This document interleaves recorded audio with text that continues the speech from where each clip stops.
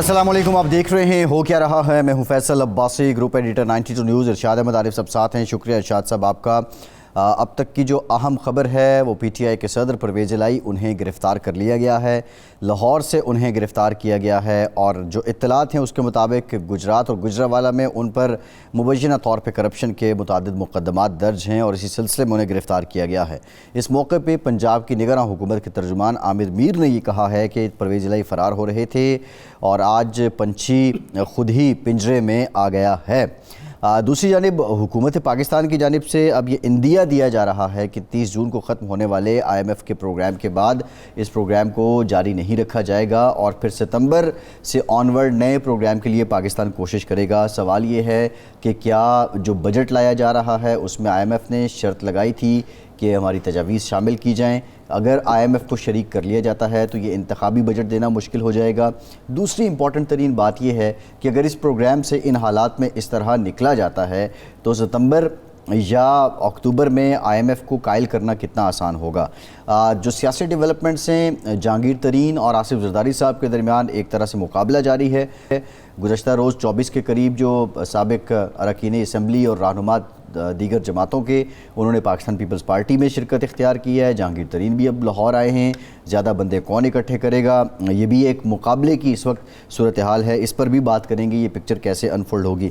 आवाम के लिए दो अच्छी खबरें, पेट्रोलियम मसनूआत की कीमतों में कमी कर दी गई और आज जो डॉलर की कदर है ओपन मार्केट में उसमें कमी हुई है। रुपए की कदर में तकरीबन 11 रुपये इजाफा हुआ है। इन सारे मामलात पे बात करेंगे। इरशाद साहब, परवेज़ इलाही साहब गिरफ़्तार हो चुके हैं। क्या परवेज़ इलाही के लिए ये गिरफ़्तारी चौधरी शुजात साहब के पास वापसी की राह हमवार करेगी? देखिए, इसके बारे में तो वसूख से कुछ कहना मुश्किल है। ये फ़ैसला चौधरी परवेज़ इलाही साहब ने करना है कि क्या एक गिरफ़्तारी से डर कर या एक गिरफ़्तारी के बाद वो अपना सियासी क़िबला तब्दील करते हैं, अपनी सियासी जमात तब्दील करते हैं। असल में ऑप्शंस देखें परवेज़ इलाही साहब के पास क्या हैं। अपनी जमात वो ख़त्म कर चुके हैं। अब वो दोबारा चौधरी शुजात के पास जाएं, काफ लीग में शामिल हों। काफ लीग में शामिल होने के बाद उनके लिए 3 रास्ते होंगे जी। मुस्लिम लीग नून के साथ इत्तेहाद हो, पीपल्स पार्टी के साथ हो या जहांगीर तरीन के साथ जी। अच्छा, ये आज की बात नहीं है। 1986 में जब परवेज़ इलाही साहब ने बगावत की थी पंजाब में, चौधरी परवेज़ इलाही साहब जो थे वो मियाँ नवाज शरीफ साहब की काबीना के अहम तरीन रुकन थे, वज़ीर बल्दियात थे पंजाब जी। तो उस वक्त एक धड़ा बना जिसमें मकसूद लिगारी थे, रफ़ीक हैदर लिगारी थे, ये थे मखदूम अल्ताफ़ थे, कुछ लोग थे। उन्होंने अलहदगी इख्तियार की जी और सरगर्म उसमें यूसुफ रज़ा गिलानी साहब थे, वो मरकज़ी वज़ीर थे। यहाँ मियाँ आसिफ साहब हैं, वो जो ग्रीन बिल्डिंग वाले, वो थे और कुछ लोग थे और परवेज़ इलाही साहब ने बगावत कर दी जी। तो उसके बाद ये हुआ कि चौधरी शुजात साहब मुल्क से बाहर थे, वो वापस आए। उन्होंने फ़ौरन कहा कि जी मिट्टी पाओ और सुलह करा दी जी। तो कई लोगों को गिला रहा कि चौधरी परवेज़ इलाही ने हमारे साथ बेवफाई की, वरना हम नवाज शरीफ साहब को वज़ारत आला से अलग कर देते। उस वक्त तो खैर ज़िया-उल हक साहब थे, वो लाहौर आए, उन्होंने कहा कि नवाज शरीफ का किला मजबूत है। और फिर पीर साहब वगैरह जो इस बगावत को लीड कर रहे थे वो भी पीछे हट गए। उन्होंने कहा जी मैंने सुराख करना था बोरी में, वो कर दिया है, तो अब बस हमारी सुलह हो गई।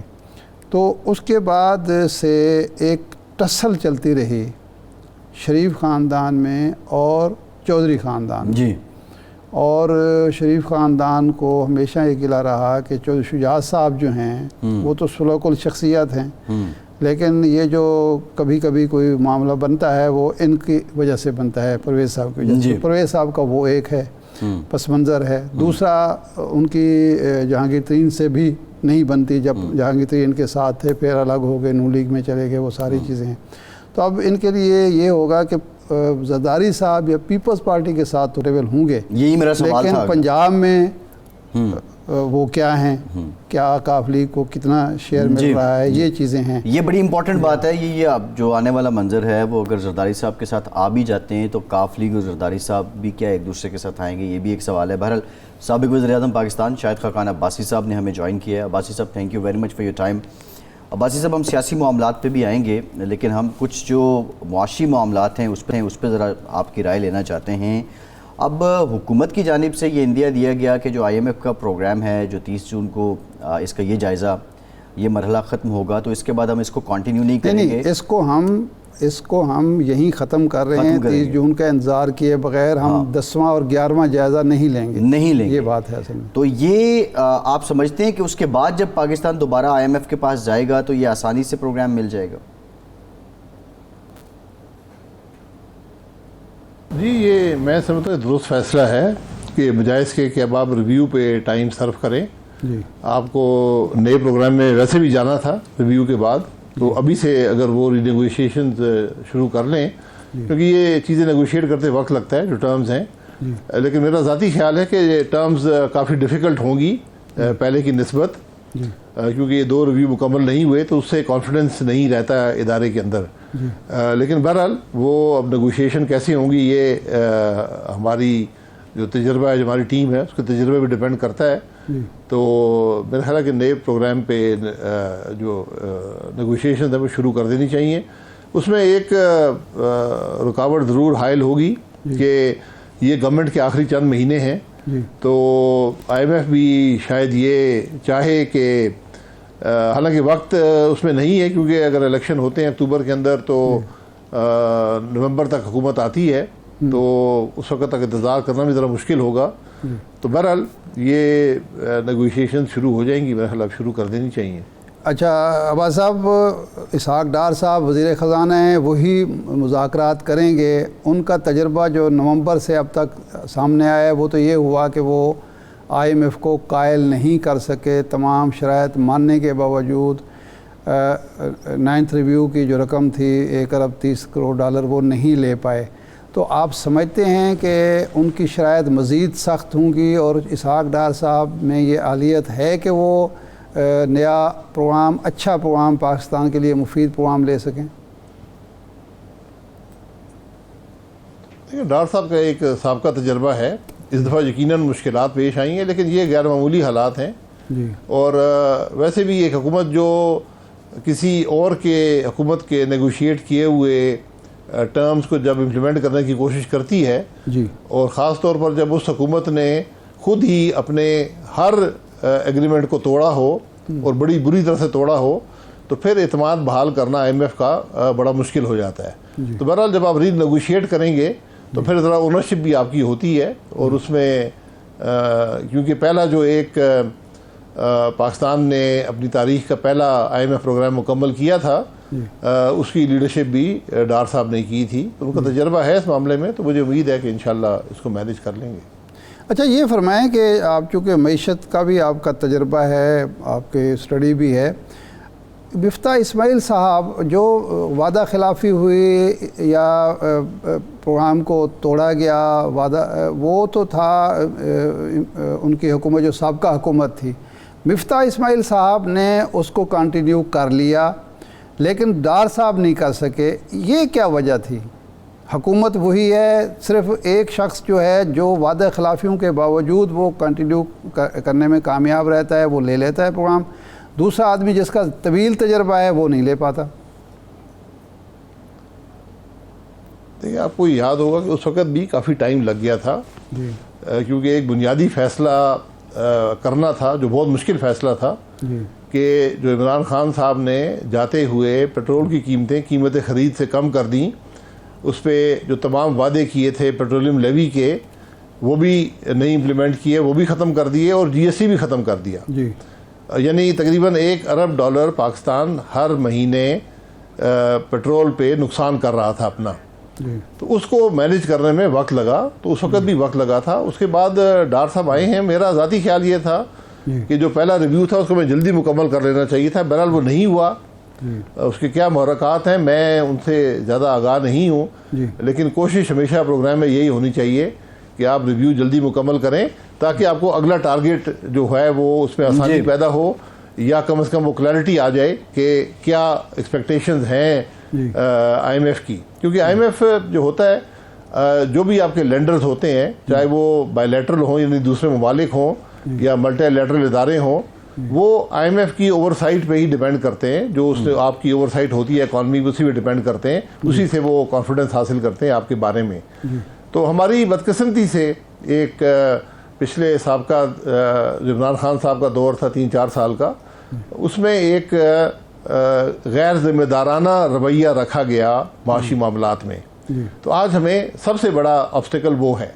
यकीनन आपके जो पर्सनल इक्वेशंस होती हैं वो ज़रूर मैटर करती हैं, लेकिन फैसले जो होते हैं वो अमूमी तौर पर उस कॉन्फिडेंस की बुनियाद पे होते हैं जो हुकूमत IMF या दूसरे इदारों को दे पाए। सही है। अच्छा, ये फरमाएं कि ये जो कंट्री डायरेक्टर ने बयान दिया आइन की बालादस्ती, कानून की हुक्मरानी, जिसको रिजेक्ट किया आयशा गौस साहिबा ने, उन्होंने कहा ये हमारे कौमी मामलात में मुदाखलत है, तो ये कोई गैर मामूली बयान नहीं है। कभी किसी और मुल्क के बारे में भी कोई ऐसा बयान आया या इससे पहले पाकिस्तान के बारे में ऐसा बयान दिया गया हो?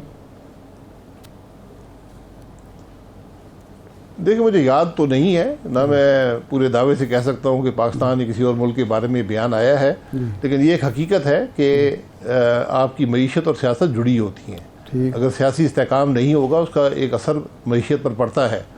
और तो इसलिए अगर किसी ने ये बात की है, ये मेरा ख्याल है कि बात करना, मैं हक तो नहीं कहूँगा, उनको ये बात करनी नहीं चाहिए थी, उन्होंने कर दी है। बहरहाल ये वो भी एक इदारा है जो आपसे आपको लैंडिंग भी कर रहा है और आपको आपके ओवरसाइट के इंचार्ज भी है, का चार्ज है उनके पास। तो उससे यकीनन कम से कम हमें ये बात ज़रूर अखज़ करनी चाहिए कि हमें जहाँ पर सियासी हमें जो माशी इस्तेहकाम के लिए सियासी इस्तेहकाम की ज़रूरत भी है। सही है। ये बात बड़ी वाज़ेह है कि दुनिया आपको कैसे देखती है। सही। अच्छा बात साहब, मसला ये है कि अब एक तासुर ये भी पाया जाता है कि हुकूमत इंतखाबी बजट देने के लिए IMF प्रोग्राम से फिलफोर निकल रही है, तो आप क्या समझते हैं, बैकअप प्लान क्या है? क्योंकि मिफ्ता साहब तो कहते हैं कि सितंबर तक जो खदशात हैं बढ़ जाएंगे डिफ़ॉल्ट के, और अभी भी हमारे जो ज़खायर हैं ज़र मुबादला के वो आपके सामने हैं, तो कोई बैकअप प्लान है, कोई यकीन दहानी है जिसकी बेस पे हुकूमत रिस्क लेगी? देखिए, नहीं, ये रिस्क नहीं है, ये आपका फैसला है। पाकिस्तान ने सिर्फ एक बहरहाल 10 या 11 प्रोग्राम्स में से पाकिस्तान ने एक प्रोग्राम मुकम्मल किया जो पिछली PMLN की गवर्नमेंट ने मुकम्मल किया था। तो अगर आप आज आखिरी 2 रिव्यूज़ के बगैर प्रोग्राम छोड़ देते हैं तो मेरा नहीं ख्याल को बड़ा असर पड़ेगा। यकीनन बेहतर होता कि आपके मुस्तकबिल के प्रोग्राम के लिए कि आप ये प्रोग्राम मुकम्मल करते हैं। अब नहीं कर सके, बहरहाल आप नए प्रोग्राम की तरफ जाना चाहिए। सवाल ये नहीं है, बस सब सवाल ये है, काम करने की कोशिश करनी चाहिए। बस सब सवाल ये है कि IMF के साथ बहुत सी लैंडिंग, बहुत सी ग्रांट्स, बहुत सी एड मशरूत थी कि अगर वो आ जाता तो हमें जो वादे किए गए थे इवन सैलाब मुतासरीन के लिए भी एक बड़ी अमाउंट आनी थी। अब वो मामला भी खटाई में है। क्या किसी दोस्त की तरफ से कोई यकीन दहानी है कि अगले 3-4 महीने पाकिस्तान को सपोर्ट किया जाएगा या इलेक्शन होने तक किया जाएगा, जिसकी बेस पे ये हुकूमत प्लान बना रही है?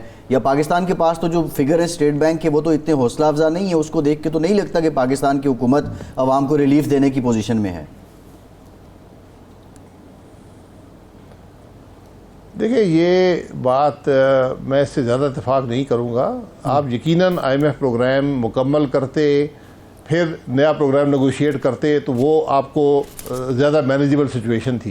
लेकिन आज भी जो है आप नए प्रोग्राम को जल्दी अगर नेगोशिएट कर लें तो जो आपके बाकी दोस्त ममालिक हैं, जो आपको बायलैटरल लैंडिंग होती है दूसरे ममालिक करते हैं, उसमें यकीनन आसानी होगी। जहाँ तक ये दूसरी बात है कि कोई बजट आपने जो किया कि बजट रिलीफ वाला बजट होगा, बदकिस्मती से जिसको हम रिलीफ कहते हैं उसकी गुंजाइश आपके पास नहीं है। रिलीफ हम इसी को समझते हैं कि हुकूमत कोई सब्सिडीज दे दे, यानी किसी चीज़ को अपनी जेब से पैसे अदा कर कर उसकी रकम का, उसकी कीमत का हिस्सा अदा कर दे। ये आपके पास गुंजाइश नहीं है, क्योंकि आपके जो आमदन है हुकूमत की, कुल आमदन वफाकी हुकूमत की, वो तो मुश्किल सूद का जो रकम है वो अदा कर पाएगी। बाकी तमाम मामलात के लिए आपको अजाफी कर्जा लेना पड़ेगा, जिसका अजाफी सूद आपको अगले साल अदा करना पड़ेगा। तो आप यकीनन रिलीफ की बात कर सकते हैं, लेकिन वो रिलीफ भी आपको अजाफी कर्जे लेकर अदा करनी पड़ेगी, जिसका बोझ मुस्तकबिल करीब में इस मुल्क के अवाम को अदा करना पड़ेगा। तो बड़ी जिम्मेदारी का काम है, जिसको हम आज रिलीफ समझते हैं वो कल एक बहुत बड़ा बोझ बन जाता है। बिल्कुल ठीक है। एक ब्रेक लेते हैं, लेकिन ब्रेक के बाद हम ये भी जानेंगे मारूजी हालात हैं उसमें जब आप इन लाइबिलिटीज़ और इन जिम्मेदारियों के साथ इलेक्शन में जाएंगे तो उस पर आपकी आवाम से क्या तवक्कुह है। ब्रेक के बाद बात करते हैं।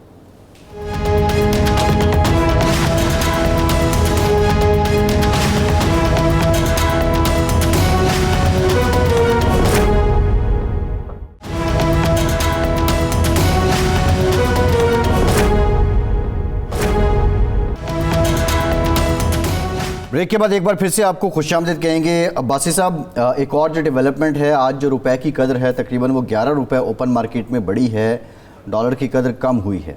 हम ये देख रहे थे कि इंटर बैंक और डॉलर में 25 से 30 रुपए का जो रेट था ओपन मार्केट का, वो 25 से 30 रुपए का फ़र्क चल रहा था। अब कुछ पॉलिसी रिविज़िट की स्टेट बैंक ने। ये जो सट्टा होता है हर थोड़े अरसे के बाद डॉलर के नाम पे ओपन मार्केट में, इसमें वजारत ख़जाना ये स्टेट बैंक की पॉलिसियों का बहुत ज़्यादा असर है, या आप समझते हैं कि जो माफिया है, ये सट्टेबाज हैं, ये बहुत तगड़े हैं?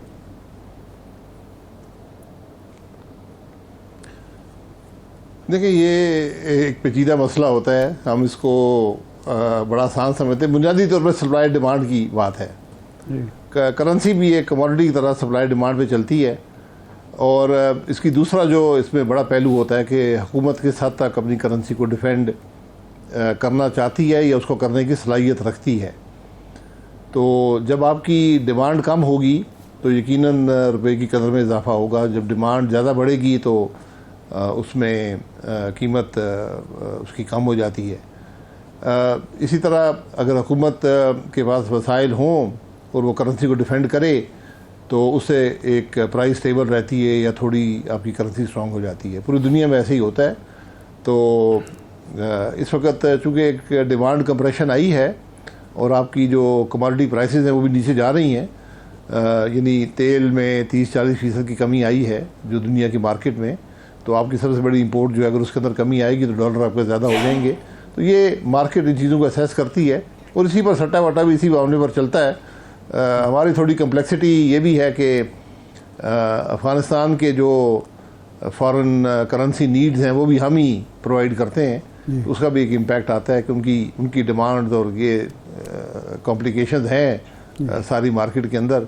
तो इसका इम्पैक्ट यकीनन आपने आज देखा है, और मुझे उम्मीद है कि ये जो एक ब्लैक मार्केट क्रिएट हुई थी ये ख़त्म हो जाएगी और एक इंटर बैंक रेट होगा और एक ओपन मार्केट का रेट होगा। बदकिस्मती से 3 रेट्स मार्केट में आ गए थे। बड़े अरसे बाद एक ब्लैक मार्केट इस्टेब्लिश हुई थी, वो उम्मीद अब ख़त्म हो जाएगी। अच्छा अब्बास साहब, मुझे ये ज़रा समझाएं क्योंकि मेरा मईशत का बिल्कुल ही कुछ इल्म, मैं बिल्कुल इंतहाई नाक़िस हूँ। हम अफ़गानिस्तान की ज़रूरतें भी पूरी करते हैं, अफ़गानिस्तान के पास कुछ है भी नहीं, उसके बावजूद उसका जो सिक्का है अफ़गानी वो 70-75 मैक्सिमम 80 तक गया है, 90 से नीचे आया है, पहले 90 में था। हम जो है 178 से हम 300 से भी आगे चले गए, तो उनकी जो सिक्का है वो हमसे ज़्यादा उसकी कदर क्यों है? इसके ये क्या मैकेनिज़्म है या ये क्या मंतिक है? नहीं, देखिए उनकी डिमांड ना होने के बराबर है। अच्छा, वहाँ जो भी डिमांड है वो एक इनफॉर्मल इकॉनमी की डिमांड है। उनके पर तो दुनिया के ताल्लुकात है नहीं कि वो कुछ इंपोर्ट ऐसी चीज़ें नहीं करते, और जो उनकी इंपोर्ट्स हैं वो भी पाकिस्तान से ही जाती हैं जी। तो इसलिए उनकी जो ज़रूरियात है फॉरेन एक्सचेंज की वो पाकिस्तान ही पूरी कर रहा है। सही। तो इसलिए उनकी करेंसी स्टेबल रहती है, हमारी करेंसी पे उनकी डिमांड का इम्पैक्ट आता है।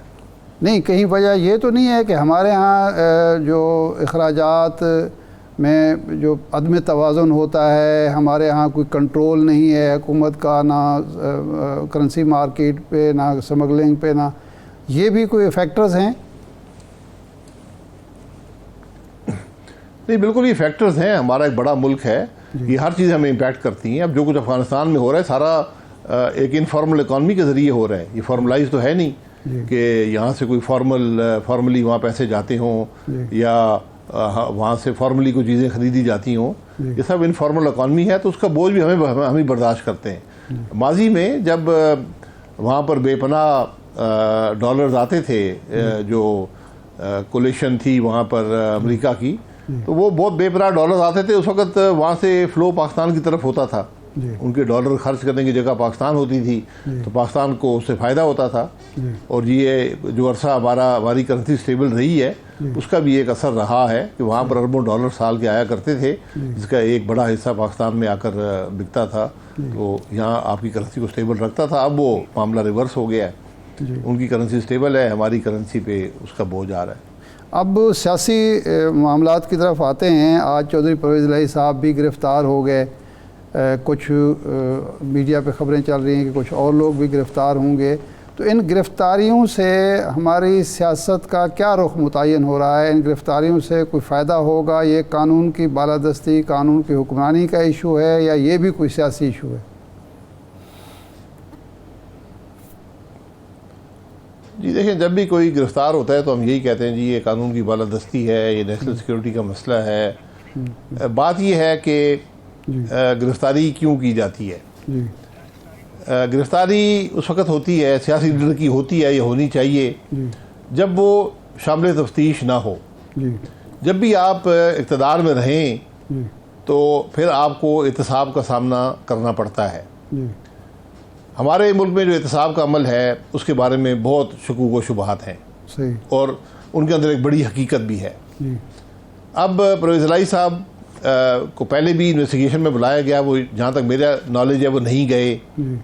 उसके बाद जो एंटी करप्शन का इदारा है उसने उनके घर पर भी एक एक्शन हुआ, जिससे मैं एग्री नहीं करता। किसी के घर पर इस किस्म की बात नहीं होनी चाहिए कि पुलिस की गाड़ियाँ आकर घर से टकराएं, लेकिन ये जिम्मेदारी भी जो शख्स भी सियासत में रहा हो, जो पॉलिटिकल लीडर हो, जो हुकूमती ओहदे पर रहा हो, उसकी जिम्मेदारी भी बनती है कि जब भी ऐसा मामला हो तो ज़रा सीना तान के बाहर आए और कहे ठीक है इन्वेस्टिगेशन करें, मैं हाजिर हूँ, गिरफ्तार करना चाहते हैं गिरफ्तार कर लें। सियासी लीडर हमेशा गिरफ्तारी के लिए तो उसको तैयार रहना चाहिए। उसका फैसला, उसके अमल का फैसला ये अवाम ही करते हैं। मैंने पहले कहा हमारे एहतसाब का अमल के अंदर जो शकूक व शुबहात हैं, मैंने खुद बहुत अरसा अदालतों में भी गुजारा है, तफ्तीशों में भी गुजारा है, तो मैंने कोई इसके अंदर इंसाफ नहीं देखा। उम्मीद है कि जो अब एहतसाब का अमल है, क्योंकि यहाँ पर बेदरेग गिरफ्तारियाँ उस तरह नहीं हुई जिस तरह इमरान खान साहब की हुकूमत में हुई थी, या इससे पहले जनरल मुशर्रफ साहब की हुकूमत में हुई थी। तो मुझे उम्मीद है कि जो इस हुकूमत के दौर में एहतसाब का अमल होगा वो इंसाफ के दायरे के अंदर रहेगा। अच्छा, आप फरमाते हैं, कल परसों मैं आपका बयान देख रहा था कि मैं किसी सियासी लीडर की नाअहली के हक़ में भी नहीं हूँ और सियासी पार्टी पर पाबंदी के हक़ में भी नहीं हूँ, जबकि नवाज शरीफ साहब, शहबाज शरीफ साहब वो कहते हैं बिल्कुल सब कुछ होना चाहिए क्योंकि इस सियासत को गंद से पाक करना है। तो आप समझते हैं कि भाई इससे कोई सियासी इस्तेहकाम आएगा और इससे क्या हमारी जमहूरियत मजबूत होगी इस गंद को साफ़ करने से? देखिए, ये टीवी पर सवाल किया जाता है, आप मुझसे सवाल कर सकते हैं, मैं उसको अपना जवाब दे दूंगा। वो मेरी राय होती है जी। अगर मेरी जमात को मौक़िफ़ लेती है इस मामले पर तो फिर वही मेरा मौक़िफ़ ही बन जाता है। सही, ये बात मैं इसकी वजाहत ज़रूर करना चाहूँगा कि अक्सर ये सवाल किया जाता है जी वो आपकी लीडरशिप ये कह रही है। मैंने कोई ऐसी ऑफिशियल पॉलिसी नहीं देखी है हुकूमत या जमात की तरफ से कि किसी को बैन किया जाएगा या किसी को गिरफ्तार किया जाएगा या -1 के जो फार्मूले मुल्क के अंदर चलते हैं। मैं हमेशा यही कहता हूँ कि इन चीज़ों से मुल्क की सियासत को नुकसान ही हुआ है माजी में। जब भी आपने ये -1 फार्मूला आपने -1 किया था मियाँ नवाज शरीफ को 2018 के इलेक्शन में, उसके क्या असरात मुल्क पर हुए हैं ये आप बड़ी वजाहत से देख सकते हैं कि आज जो मुल्क के मामलात हैं इसमें एक बड़ा अमल दखल जुलाई 28, 2017 के सुप्रीम कोर्ट के फैसले का है, जहाँ पर एक चलती हुकूमत तोड़ी गई, मियाँ नवाज शरीफ साहब को ताहयात नाअहल किया गया और उसके तसलसल में जाके 2018 का इलेक्शन चोरी हुआ। सुप्रीम कोर्ट की निगरानी में जो अदालत थी उसने तारीख पीछे करके इलेक्शन के ऐन दौरान मियाँ नवाज शरीफ को कन्विक्ट किया। ये वो खराबियाँ हैं जो मुल्क की हालात को ख़राब करती हैं जी, हमें इनसे बचना चाहिए। अच्छा, लेकिन अगर किसी ने कानून तोड़ा है, कोई कानून के दायरे से बाहर गया है, उसको उसका जवाब देना पड़ेगा। तो आज अगर इमरान खान साहब जो इक़्तिदार में रहे हैं 4 साल, उन्होंने अगर कुछ किया है, उनसे सवाल होता है तो उनको जवाब देना चाहिए। उनको अपने वर्कर को, अपनी जमात को इम्तिहान में नहीं डालना चाहिए।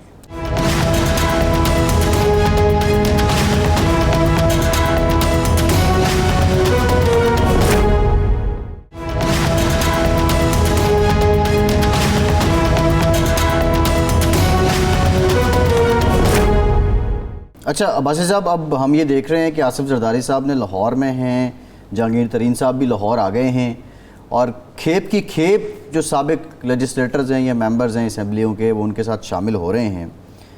नून लीग के लिए पंजाब में क्या ग्राउंड है? क्या ये नून लीग के लिए नुकसानदेह नहीं है? देखिए, हर जमात का हक है कि वो अपना रास्ते का तयन करे। नून लीग पंजाब नून लीग का गढ़ रहा है, और नून लीग के बाद तकरीबन हर हलके में मजबूत उम्मीदवार मौजूद हैं। तो आज अगर कोई उम्मीदवार एक नई जमात में शामिल होना चाहते हैं या दूसरी जमात में जाना चाहते हैं, ये उनका भी हक है जी। इसके बारे में अगर तरीन साहब किसी से मिल रहे हैं या कोई लोग शामिल हो रहे हैं उनके ग्रुप में या जमात में या पीस पार्टी में कोई लोग शामिल हो रहे हैं, तो ये उनका राइट है। वो जिस जमात को बेहतर समझे उसके साथ जा सकते हैं। हाफिज़ अब्दुल्ला साहब जो PDM के तर्जमान भी हैं, कल हमारे प्रोग्राम में कह रहे थे कि हमने तो उसूली फ़ैसला किया है कि कोई भी वफ़ादारी बदलने वाला शख्स जो है वो हमारी जमात में नहीं आना चाहिए, और मैं PDM से भी यही कहूँगा। तो मुस्लिम लीग नून इन लोगों को अगर कुछ आना चाहें और स्पेस हो तो कबूल करेगी, या आपकी राय ये है कि उनकी तरह JUI की तरह आप भी कबूल ना करें, ताकि इस मुल्क में ये जो फसली बटेरे हैं, लोटे हैं, इनका ख़ात्मा हो और वफ़ादारियाँ जमातों के साथ मजबूत हों? देखिए, ये फ़ैसला जमात ही करती है, ये मेरा ज़ाती फ़ैसला नहीं है। जो लोग एक जमात छोड़ कर दूसरी जमात में आते हैं वो 2 किस्म के होते हैं। एक जो उसूली तौर पर ये समझते हैं और वो कम होते हैं कि जिस जमात में मैं रहा हूँ वो अवाम की उमंगों की तर्जमान नहीं रही, उसने अवाम के मसाइल हल नहीं किए, मुल्क के मामलात को ठीक नहीं चलाया, तो मैं आज किसी और जमात का रुख करता हूँ। सही। अक्सरियत लोग ऐसे होते हैं जो इक़्तिदार की तलाश में एक जमात से दूसरी जमात में जाते रहते हैं। उनका हल्के में एक असर होता है, उस असर को इस्तेमाल करके और जमात के वोट को इस्तेमाल करके वो एक विनिंग कैंडिडेट बन सकते हैं, जिससे हम इलेक्टेबल्स कहते हैं। ऐसे लोग मेरी नज़र में हमेशा मुल्क के निज़ाम, सियासी निज़ाम के लिए नुकसानदेह साबित हुए हैं। सही है। अच्छा अब भाई साहब, ख्वाजा आसिफ साहब ने एक बड़ा मुफस्सल बयान ट्विटर पे जारी किया और उन्होंने मिफ्ता इस्माइल साहब से कहा कि सियासत में जो मौसम है वो बदलता रहता है, और आपको अगर ये किरदार अदा करना है पाकिस्तान की मईशत के हवाले से, तो आप पार्टी फोरम इस्तेमाल कर सकते हैं बजाय इसके कि वो मीडिया पे जाके बात करें। ये सवाल आपसे इसलिए पूछ रहे हैं कि मिफ्ता इस्माइल साहब ने एक स्टेटमेंट में ये भी कहा कि शायद खाकान अब्बासी जिधर को जाएंगे मेरी सियासत उसी तरफ होगी। अगर ये इतने मसाइल हैं तो आप पब्लिक फोरम पे ये बात क्यों की जाती है, और ये ख्वाजा आसिफ साहब का शिकवा आप क्या समझते हैं कि जायज़ है? देखिए, ये जो बात है कि मिफ्ता इस्माइल साहब ने कहा कि जहाँ मैं जाऊँगा उधर ही वो जाएंगे, ये किसी सवाल के जवाब में उन्होंने कहा होगा। ये कोई ना मेरी पॉलिसी है ना उनकी पॉलिसी है। मैं एक जमात के साथ हूँ, वो भी इसी जमात में है। यकीनन गिले शिकवे उनके जमात से होंगे। ख्वाजा साहब ने जो मैंने बयान दिया है वो मैंने आज सुबह ही पढ़ा है, उर्दू में उन्होंने ट्वीट किया है। वो उन्होंने एक ज़ाती शिकवा समझने किया है। मिफ्ता दोस्ती है, पुरानी दोस्ती है, आज की नहीं है, चंद सालों की नहीं है, महिला कम से कम पिछले 15 साल से ये एक दोस्ती है जो कायम है। तो उन्होंने शिकवा किया कि आपने जो बातें लिखी हैं और कही हैं वो शायद आपको पब्लिक फोरम पे नहीं करनी चाहिए थी। बात यह है कि मैंने देखा है मिफ्ता इस्माइल साहब अक्सर वो लिखते रहते हैं, ऑप-एड पीसेस अखबारों में लिखते रहते हैं, TV प्रोग्राम में भी जाते हैं। मैंने उनको कभी हो सकता है कोई बात बीच में निकल गई हो, लेकिन इस मकसद से बात करते हुए नहीं देखा कि वो जमात की पॉलिसी पर तनकीद करें या किसी शख्स पर तनकीद करें।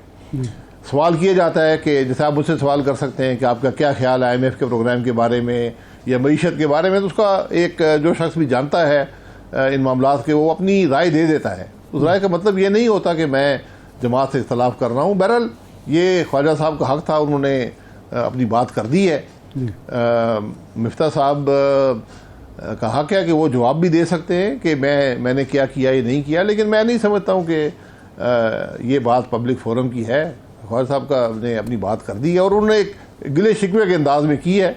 मैं नहीं समझता उन्होंने कुछ उससे आगे बढ़कर बात की है। अब आसिफ, आखिरी सवाल, ये री इमर्जिंग पाकिस्तान का जो फोरम था, आपने कहा एक मौके पर कहा कि जी हम कोशिश करेंगे कि कौमी इत्तेफाक राय पैदा हो, क्योंकि आपका नुक्ता नज़र ये है कि जब तक कौमी इत्तेफाक राय पैदा नहीं होता कोई एक जमात या 2-4 जमातें मिल के मसाइल को हल नहीं कर सकती और माजी का जो गलतियों का पछतारा है उसको हटाए बग़ैर पाकिस्तान आगे नहीं बढ़ सकता।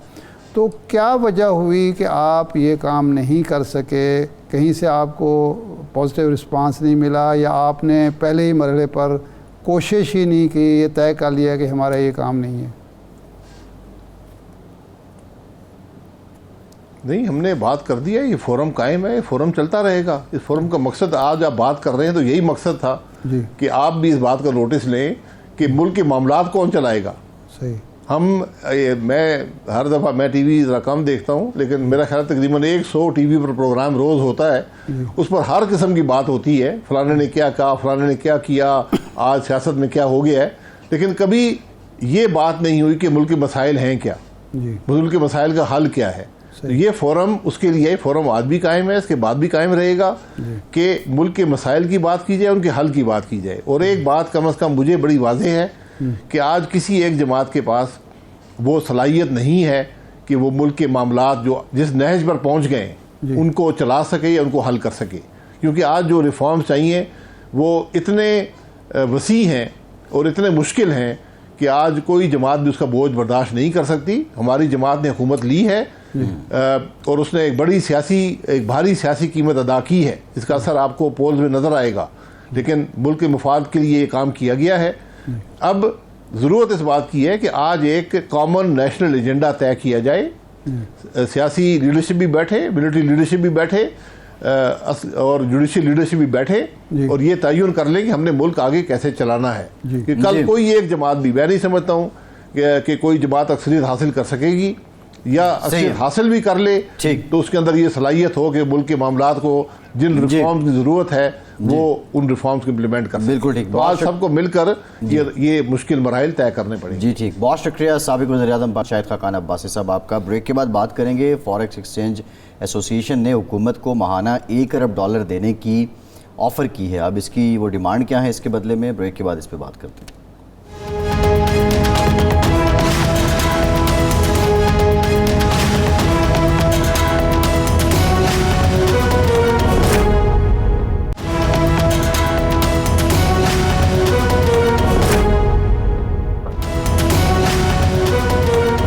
ब्रेक के बाद एक बार फिर से आपका खैर मकदम करते हैं। हमें ज्वाइन किया है पाकिस्तान फॉरेक्स एक्सचेंज एसोसिएशन के चेयरमैन मलिक बोस्तान साहब ने। मलिक साहब, thank you very much for your time. Malik साहब, पहले तो ये बताइए कि 11 रुपये जो रुपए की कदर है उसमें इजाफा हुआ है, डॉलर नीचे आया है ओपन मार्केट में, ये जो फ़र्क आ रहा था इंटर बैंक और ओपन मार्केट का 25 से 30 रुपये का, इसकी बुनियादी वजह क्या थी और ये 11 रुपये एकदम नीचे कैसे आ गया? इसकी बुनियादी वजह तो कमर्शियल बैंकों की क्रेडिट कार्ड की पेमेंट की बाइंग थी फ्री मार्केट से।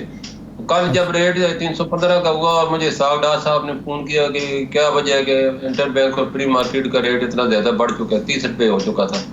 तो मैंने उन्हें फिर पूरी सूरत हाल से आगाह किया कि इस वक्त कमर्शियल बैंक जो है वो रोज़ाना 10 से 15 मिलियन डॉलर की उनकी डिमांड है, जो कि वो इंटर बैंक की बजाय फ्री मार्केट से खरीद रहे हैं। और फ्री मार्केट में इतना डॉलर है नहीं, उनकी आपस में दौड़ लगी और एक से बढ़कर एक रेट दे जा रहे हैं, जिसकी वजह से रेट में मुसलसल इजाफा हो रहा है। तो उन्होंने उसके ऊपर फौरी तौर पर अमल करते हुए बैंकों को पाबंद किया कि वो सिर्फ इंटर बैंक से खरीदें, फ्री मार्केट से ना खरीदें। तो जो ये सर्कुलर इशू हुआ उसके बाद डॉलर का रेट कल से एक वक्त में था डॉलर को खरीद ही नहीं रहा था, इतने मार्केट में खौफ पैनिक आ गया था कि लोग बेच रहे हैं, खरीदने के लिए कोई तैयार नहीं था, पता नहीं कल कितने रेट गिर जाए। तो आज जो है मार्केट जो है यहाँ पे जो है रुकी हुई है अभी 290 और 300 के दरमियान, क्योंकि जिन लोगों ने 315 का खरीदा हुआ है वो इतना बड़ा नुकसान अभी बर्दाश्त नहीं करना चाहते, वो होल्ड कर रहे हैं और एवरेज करके शायद बेचेंगे और डॉलर का रेट आने वाले दिनों में काफ़ी गिरेगा। क्योंकि मैंने इसके साथ ही सागडार साहब को इस चीज़ से भी आगाह किया है, इस वक्त कमर्शियल बैंकों ने तकरीबन 5 करोड़ डेबिट कार्ड और क्रेडिट कार्ड दिए हुए हैं पब्लिक को, और वो जो है ऑनलाइन शॉपिंग में पूरे पाकिस्तान का ज़र मुबादला ज़ाया करें और इस पे कोई पाबंदियाँ लगाएं, या फिर कम से कम उन लोगों पे जो बाहर से शॉपिंग कर रहे हैं उनको उनके ऊपर ड्यूटी लगा दें, क्योंकि अब पहले डॉलर इन्हीं लोगों को जो कि लग्जरी आइटम खरीदे हैं बाहर से 315 रुपये में डॉलर मेरा था, अब जब इंटर बैंक में 285 का मिलेगा तो उनके दोबारे न्यारे हो जाएंगे, वो ज्यादा बैंक शुरू कर देंगे और इंटर बैंक में फिर इतनी जान नहीं। मलिक साहब ये फरमाएं सिर्फ कमर्शियल बैंकों की गलती थी या सट्टेबाजी का भी इसमें अहम उनसर था और सट्टेबाजी की वजह से ये रेट बढ़ रहा था? देखो, इसमें बैंकों की गलती है क्योंकि उनके पास इतना डॉलर तो है ही नहीं ना। या आप 5 करोड़ आदमियों को अगर सारी लोग क्रेडिट कार्ड के जरिए ऑनलाइन शॉपिंग करेंगे तो इतने डॉलर आप कहाँ से लें? इंटर बैंक में भी नहीं है, ना ही फ्री मार्केट में। तो इसको हुकूमत की पॉलिसी रोक सकती है और रोकने की यही लग्जरी आइटम, गैर जरूरी आइटम पे बाहर से जो भी क्रॉस बॉर्डर पेमेंट हो उस पर 10 से 20% ड्यूटी हो, ताकि लोगों को महंगा चीज पड़े तो वो ना खरीदें। और जिनके पास आराम का पैसा है उन्हें तो कोई फर्क नहीं पड़ता, लेकिन गरीब लोग जो है मारे जाते हैं इसके साथ साथ। अब जैसे हाजी साहबान थे, रेट बढ़ा, उनको रियाल जो था 75 से बढ़ के 85 के करीब हो गया, आज गिरा, अल्लाह का शुक्र है वो दुआएं दे रहे होंगे उनको, आज वही डॉलर 78 में मिल रहा था, वही सऊदी रियाल। तो इस तरह जो वो बड़े मुश्किल से बच्चे को बाहर पढ़ा रहे हैं हेल्थ के लिए, एजुकेशन के लिए, तो उनको बड़ा नुकसान होता है। इन लोगों को तो कोई नुकसान नहीं, इन्होंने तो पैसा लूटा हुआ है, जहाँ से मर्जी है शॉपिंग करते हैं, इनको परवाह नहीं पाती। ये IMF ये कहता है कि जी आप डॉलर का फ्री छोड़ दें, मार्केट पर छोड़ दें और बैंक रेट अलग ना निकाला करें, तो इससे कोई इस्तेकाम आ सकता है या ये ज़्यादा नुकसानदेह होगा? नहीं तो ज्यादा नुकसानदेह है। नाइजीरिया की मिसाल आपके सामने है, उन्होंने ये इस पे किया था और हालांकि वो एक्सपोर्टर कंट्री है, उसके एक्सपोर्ट ऑयल प्रोड्यूसर कंट्री है, उसकी 61 अरब डॉलर की एक्सपोर्ट है और 58 अरब डॉलर की उसकी क्या कहते हैं इंपोर्ट है, 61 अरब डॉलर की एक्सपोर्ट है, हालांकि सरप्लस है वो। लेकिन वहाँ भी यही कि करप्शन बहुत ज्यादा होती है वहाँ भी। अब वहाँ का जो इंटर बैंक रेट है वो 450 रुपये और ब्लैक मार्केट का रेट 750 रुपये है। तो ये चीज़ों अगर उन्होंने कंट्रोल, पाकिस्तान भी इसी राह पे चल पड़ा, फिर अब कंट्रोल तो नहीं होगा, कंट्रोल तो करना पड़ता है, हर चीज़ की हद होती है। कोई भी चीज़ करा आप मलिक साहब आप ये कहते हैं कि अगर हुकूमत हमें ये इजाज़त दे कि हम डॉलर में ये शनाख्ती कार्ड पेश करना पड़ता है, ये ना हो तो हम 1 अरब डॉलर माहाना हुकूमत को दे सकते हैं। आप एक दफ़ा पेशकश कर चुके हैं। ये शनाख्ती कार्ड की शर्त अगर ख़त्म कर देंगे तो फिर तो ये ब्लैक मार्केट को फ़ायदा होगा, वो जो दस्तावेज़ी मईशत है वो तो ख़त्म हो जाएगी। तो क्या इसके लॉजिक क्या है आपकी इसके पीछे? नहीं, हमने ऐसे नहीं कहा था, ये गलत। मैंने ये कहा, हुकूमत से ये कहा था कि आप हमें इजाज़त दें। एक होती है swap arrangement policy, banking language में इसको कहते हैं, और तुर्की ने इसके ऊपर अमल किया और 120 अरब डॉलर इकट्ठे भी कर लिए। अच्छा। इसमें होता ये है कि सेंट्रल बैंक और कमर्शियल बैंक जो है वो एक गारंटी देते हैं, कोई भी इस वक्त डॉलर अगर इंटर बैंक में सेल करेगा तो 2 साल के बाद जो भी डॉलर का रेट होगा उतना उसको डिफरेंस पे किया जाएगा। तो ये बैंकिंग चैनल से होता है, टोटल लीगल ट्रांजैक्शन होती हैं और इसमें तो अकाउंट के जरिए सेटलमेंट होती है। बाकी वो जो बात आप कह रहे हैं वो मैंने ये कही थी कि पेटफ का अपना कानून है और उसमें मैंने स्टैंडिंग कमेटी में ये पेश भी किया था, वो पूरा जो उनका कानून है उसमें वो कहते हैं कि 15,000 डॉलर तक अगर कोई बाइंग करना चाहते हैं, सेल करना चाहते हैं अपने करेंसी, तो उस पर आप KYC करें, उनसे ID ना मांगे। तो हमारे लोग ID नहीं देना चाहते हैं, उनको मिस यूज होते हैं। लोग जो है PR FPA वाले उनको बुलाते रहते हैं, इनका इतना डॉलर आपने कहाँ से लिया, क्यों लिया, कहाँ रखा है। तो अब ID लोग देने नहीं चाहते, इसकी वजह से ठीक ये लोगों को बताया और 4-4 घंटे बिठाया है। तो अब जो फ्री मार्केट बजाय ब्लैक मार्केट और हवाला मार्केट में चलेंगे। जी बिल्कुल ठीक है। मलिक साहब, कता कलामी की माफ़ी, प्रोग्राम का टाइम खत्म। बहुत शुक्रिया आपका मलिक बोस्तान साहब। इरशाद साहब आपका शुक्रिया। आज के प्रोग्राम से इतना ही, इजाज़त दीजिए।